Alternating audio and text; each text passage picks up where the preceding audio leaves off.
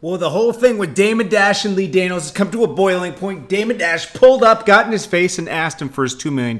Now, this has been going on for a long time, over 10 years, but it hit it, like Damon Dash started talking about it around 2014, where he really gave Lee Daniels his shot. Lee Daniels talked Damon Dash into investing in a movie called The Woodsman. Then after that, he was supposed to invest in another movie with Lee Daniels. And this one was like a passion, like it was to get Lee Daniels started off. It was called The Shadow Boxer. He didn't really want to put his money in it. He said, I don't want to put my money in it, but he put $2 million in. He didn't make his money back. So Lee Daniels, this was in 2005. Lee Daniels promised him, okay, I'll put you on my next couple projects and we'll make your money back. So Precious came out. Obviously, we all know Precious in 2009 was huge. And he said Lee Daniels got low on him. Then Lee Daniels did Empire. You're supposed to put him on that. And still didn't get his money back. So now he had to take him to court. So he's been taking him to court since 2015.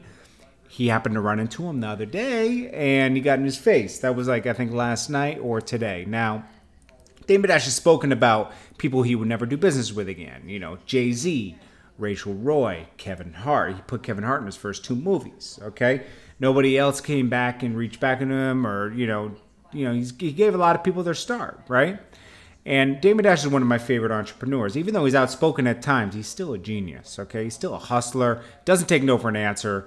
You got to respect somebody like that. I do. I mean, he was inspiring to me coming up. Watching the way Damon Dash just did things and talked inspired me to get into music videos. I actually did my first behind the scenes when I got kind of in with NBC a little bit. We had this like side show that when I was in college that was in 13 markets.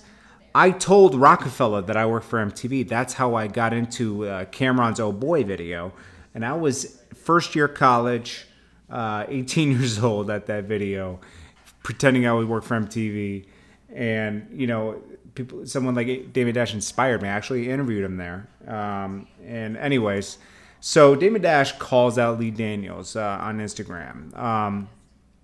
He hits him with another lawsuit. He says, I straight up loaned this dude, Lee Daniels, $2 million to pay for his dream of being a director. It was the money I was using to fund my movies and stay indie. He promised me to get my money back in months. Then he makes Precious and goes missing. So he didn't have to pay me. Then the Butler Empire and other shit. Why does this dude feel like he doesn't have to pay me? Why do I have to look crazy to get my money back or go to court? Ask him, why doesn't he feel like he has to pay me even though he has it? What type of ish is this? Pay what you owe. I'm going to put this whole thing on my IGTV in a few. True definition of a culture vulture. Eats off the culture but robs the culture at the same time. See you back in court, Lee Daniels. You're gonna pay me what you owe. Pleases everyone. What did he say? Pleases everyone. Ask him why he doesn't think he has to pay me. So I'm with Damon Dash in this. Now, everyone has Damon Dash's whole thing of a culture vulture confused. It's not about color. It's just about character. It's about caring about the culture. While you got to give to the culture. If you're going to take from the culture, you got to give to the culture too. I mean, I did that my whole beginning of my career. I didn't get paid doing my stuff. I did music videos and stuff for basically free. As a Core Mega, Ask Infamous Mob. I didn't get paid till later. I did a lot of stuff for free too. We got a little bit of money, a couple thousand here, a couple thousand there, but I wasn't like I didn't make any real money until I started maybe even doing the Come Up DVD. I didn't make that much money, I did a lot of stuff for free just to help people get on, help myself get on. We were helping each other get on.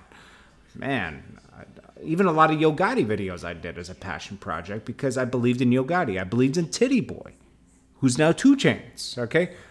Nicki Minaj. A lot of those were done for free, man. You're either passionate about the culture or you just want to or you're doing it for money. I did it because I love music. And you could believe whatever you want. Do your homework on where I started. I started with the Backpack era, with Arsonist, Nonfiction, Necro. Then worked into Core Mega, Mob Deep. You know, I even Crazy Legs in them in the beginning, like when I was in college, and I was doing behind the scenes for like people like Damon Dash and stuff like that. Like I was doing it without them knowing. It was for like a little side project that I was doing that was airing on NBC in 13 networks, 13 cities. It wasn't a huge show. It aired after on Saturday nights. It was nothing big. Anyways, guys, appreciate you guys. And what do you guys think about this? It's Jordan Tower with JT News. Hit that bell, hit the subscribe button. And if you want to add to the channel, jordantowermedia@gmail.com.